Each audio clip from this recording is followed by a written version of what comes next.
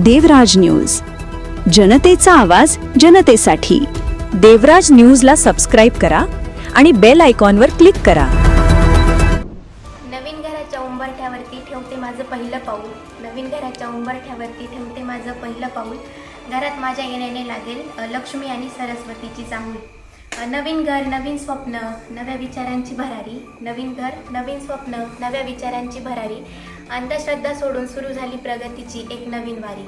मोठा हा टप्पा वैचारिक क्रांतीची घेतली वाट, मोठा हा टप्पा वैचारिक क्रांतीची घेतली वाट। अक्षय रावांच्या साथीने सुरू करते आयुष्याची एक नवीन सुरुवात। चांदवड आजच्या काळात विवाह सोहळा म्हणजे प्रतिष्ठा आणि दिखाव्याचा भाग बनत चालला असून त्यासाठी मोठ्या प्रमाणावर वेळ आणि पैशाचा अपव्यय होत असल्याचे चित्र सर्वत्र दिसून येते।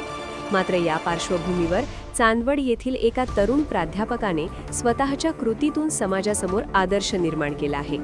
येथील श्री नेमिनाथ जैन ब्रह्मचर्याश्रम संस्थेच्या आबड लोढा जैन महाविद्यालयातील प्राणीशास्त्र विषयाचे प्राध्यापक अक्षय रायाजी शिंदे यांनी नुकतेच मराठा समाज आवश्यकता वैचारिक क्रांतीची हे पुस्तक लिहून समाजातील अनावश्यक प्रथा परंपरांवर भाष्य केले होते।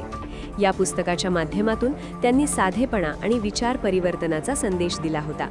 विशेष म्हणजे त्यांनी केवळ विचार मांडले नाहीत तर स्वतःच्या आयुष्यात त्याची अंमलबजावणी करून दाखवली। त्यांचा विवाह दरसवाडी येथील प्रिया कन्या मधुगर वाघाडे यांच्याशी निश्चित झाला होता।